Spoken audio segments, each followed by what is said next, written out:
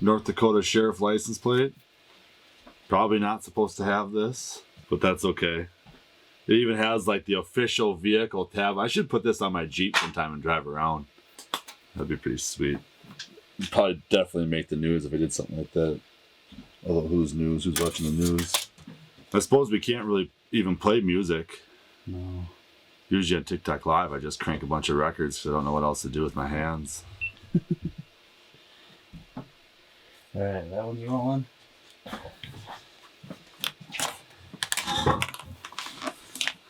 If I'm sitting here and we're talking, this is going to be about the level of audio. Dave will be in this shot. We got a GoPro. Yeah, you're in the shot. All right, perfect. Well, we're rolling then. The first official podcast. I don't know what we're gonna call it. I don't know. It doesn't really. I guess we don't really have a name or anything. Just kind of thought it was something we should work on. Introduce yourself. I'm CPS Dave. I have my own apparel line and I do social media to promote it. CPS Dave on TikTok and Facebook and Instagram, and Rep CPS on Facebook, Instagram. That's my website, is Rep CPS. Oh yeah. I'm Nick Johns from Wisconsin. I'm a filmmaker, photographer, media creator, content creator, I guess. Kind of a jack of all trades. And Dave and I have been kind of working together, scheming on some ideas, trying to come up with some exhilarating content for the world. And today on our hike, we decided maybe we'll dabble with a podcast. So this is our first shot at it. We literally just set everything up here in the last 20 minutes, and we kind of talked a little bit about an idea. Yeah, kind of just to like get a multi-camera shot set up so that we can just, I don't know, we haven't even really figured out what to talk about. No. I don't know. I guess just cover like what we did today. We went, what was the name of the public land we went to? Oh, we were, today Dave and I went and hiked around Ceylon State Wildlife Area. Yeah. And massive chunk of ground. I mean, it must be a few square miles. Couple thousand acres for sure. Yeah, we took a hike today. I turned the Onyx, and we had just over a 2-mile hike today, and we barely touched anything. We just followed a couple deer trails through the woods. We probably made a loop through about a third of it. Yeah, not even. Not even. We saw a ton of deer activity. A lot of deer bedding down. The nice thing about taking a hike out in the woods in the wintertime is it's really easy to see where the deer are moving. Tracks are easy to find in the snow, deer beds. Obviously, you can find some fresh scat, kind of know just how the deer are utilizing the land. We were hoping to find some sheds, but all we got was some beautiful scenery today. Yeah, I wouldn't say it's too early to find sheds. It's probably just starting to get to the beginning of them. Yeah. First things first, with this podcast and with all of the content we're creating, Dave and I definitely look to our audience to kind of provide us with some feedback. And we don't have a title yet for this podcast or even a real specific direction. So if you're watching this, if you like what Dave's doing on his social media, if you like what I'm doing, be sure to stay active with us on social media and let us know, because we always appreciate, I know I always do, I always appreciate feedback from my fans and my audience for sure. Yeah, kind of the reason that I said, hey, let's just go for a hike and walk some land is because I've just kind of been in a creative slump. I don't have a next project right now. Usually I have something else I'm moving on to, and it's like, geez, where do we even go from here? What do I even work on next? So the multi-camera shot experiment is just forcing us to do it. Yeah. And make something and see where it can go from there.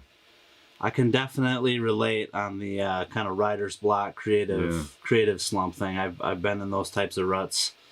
Right now, one of my biggest struggles is feeling like I have too much content, feeling like I got too many directions to go. So yeah, trying to exactly hone in on the right path is sometimes a challenge. And right now we're just trying to have some fun, see what we can do out of here, where this opportunity might take us, and maybe we'll try to bring some future guests in and give this podcast an actual direction. I did kind of have an idea to call it Live at the Lounge or something and have multiple guests, but the production of it is still completely at the drawing board. Mm-hmm. You know, I I don't really have a structure on what days of the week it'd be fun to do like a happy hour podcast or something. Sure. I don't really know. So I'll talk a little bit about Dave, and then I'll give him a chance to talk a little bit about me. Sometimes it's kind of hard to describe yourself. I think that we both have a pretty good grasp of what each other do. Dave specializes in kind of some bar shenanigans. He does a lot of reviews, and right now he's really blowing up on TikTok. He's been making all kinds of great videos about different kind of shots and concoctions, booze concoctions you can make. Right now. Cheers, everybody. It's really, really good. What can I say? You won't be disappointed. He's got an incredible line of apparel. We're both kind of repping. We got some of his hats on. You can shop his gear at repcps.com. He does great stuff on Instagram, TikTok. He's got an OnlyFans. And don't worry, it's not any videos of him off in front of the mirror, nothing like that. He actually shares content of other girls on the platform. It's kind of turned into a promo page, the OnlyFans. Yeah. Kind of similar to what Dave's user submitted Snapchat feed is. Just kind of if you follow his Snapchat, you can kind of get an idea of what his brand is about, and kind of the bar shenanigans, the witty slogans, the overall just tomfoolery and debauchery of a couple of, our demographic is, we have very similar demographics, and basically guys age 18 to 35, somewhere in there, for the most part. But that's who Dave is. That's my take on him. I hope I painted a good enough picture. And as far as your content, you're a photographer and a videographer, but really your videos are where you excel. Yeah. You enjoy doing photos, but really the videos are, you were talking about booking some weddings, and you're like, well, wedding photos are fine and all, but maybe just add that on to video packages. Mm-hmm. When did you go to film school?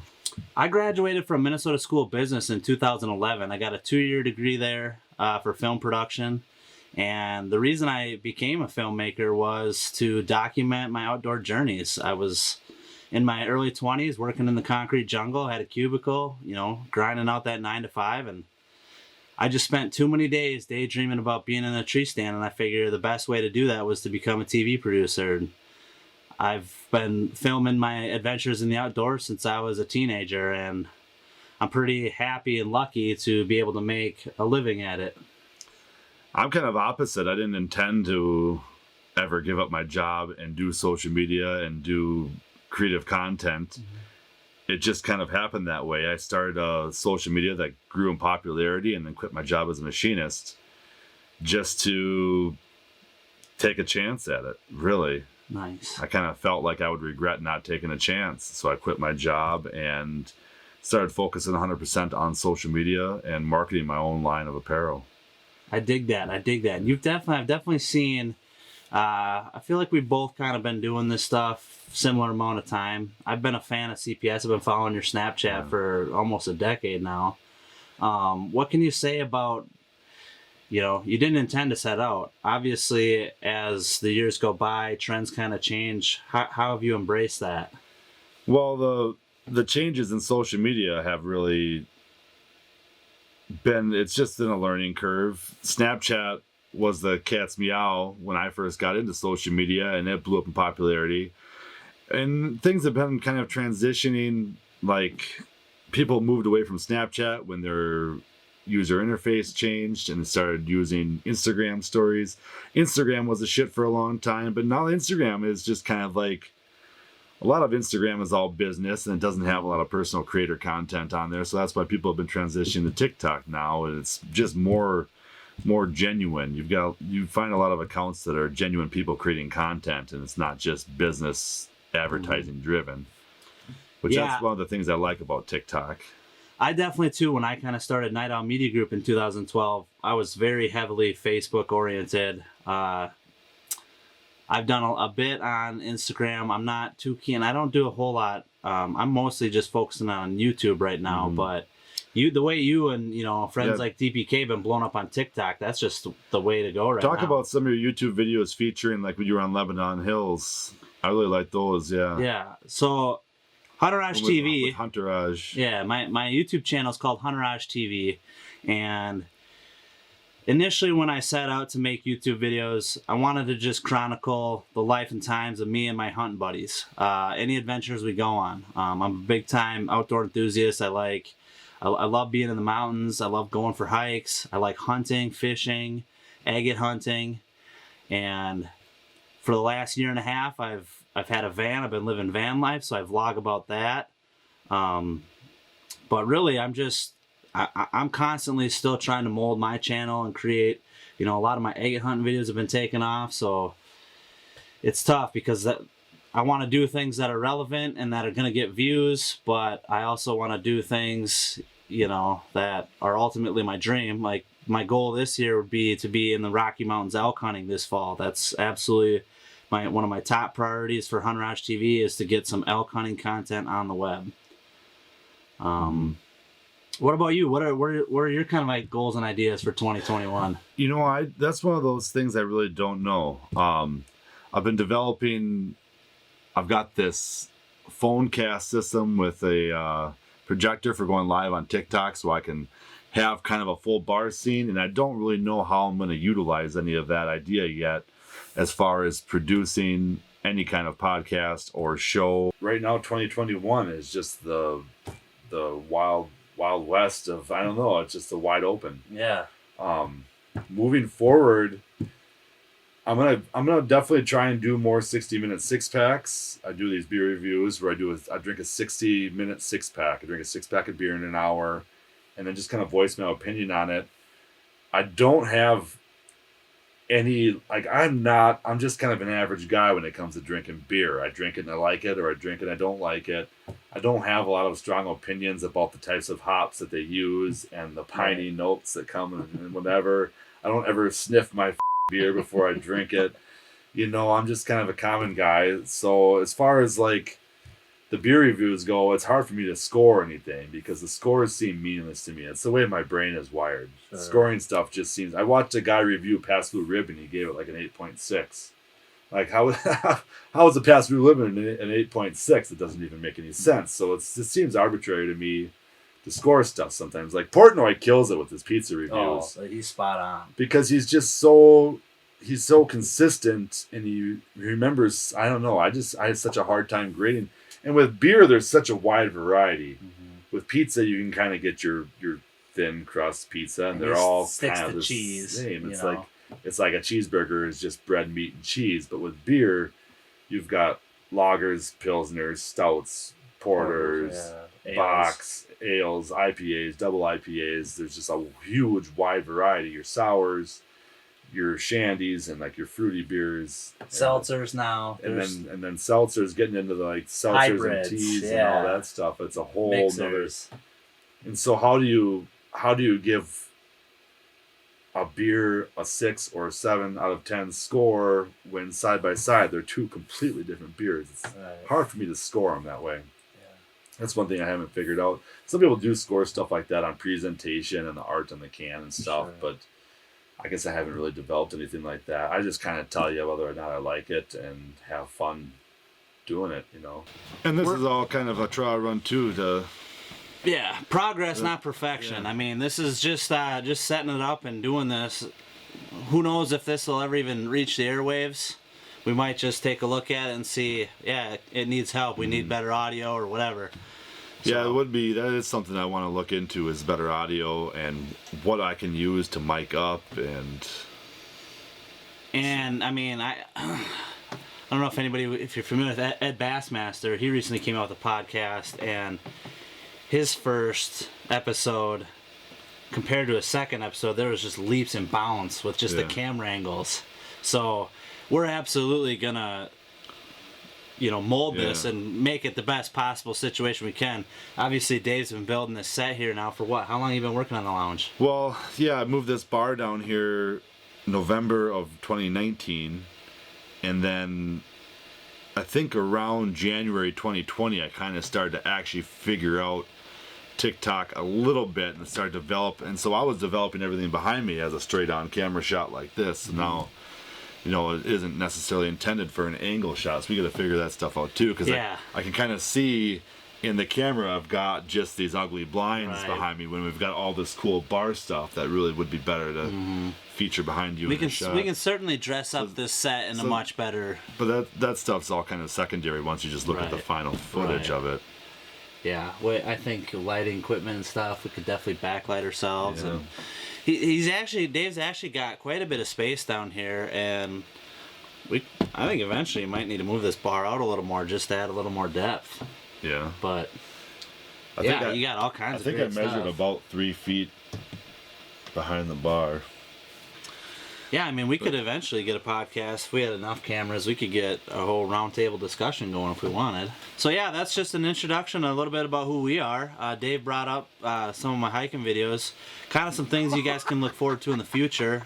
Dave and I have been doing some hiking together, some fishing, and of course we both just kind of like to bounce ideas off each other and kind of draw some creative vibes off each other to, you know, help get each other out of some slumps and keep the and the light exercise of hiking is really good for the creative flow too. For sure. There's something about that. I've actually listened to a Rogan podcast. I don't remember the guy's name that was a guest, but just the creative flow and light exercise, there's something that really triggers that. It's the monotonous making a small effort to move your feet. For some reason it just like clears your mind and releases that creative flow. Absolutely. And today, you know, we're just kind of not only using it as not only using today's hike as an opportunity to get some exercise, but I was personally using it as a mission to do some scouting, maybe look for not only look for some shed antlers, but find some potential hot spots to bow hunt next year. And we found a ton of deer beds, a ton of superhighways for deer paths, a bunch of like man-made blinds out of like natural logs and scrap wood, which is kind of cool to find. A lot of ground blinds actually, probably 4 or 5 of them. One tree stand. One permanent tree stand that shouldn't be there. No.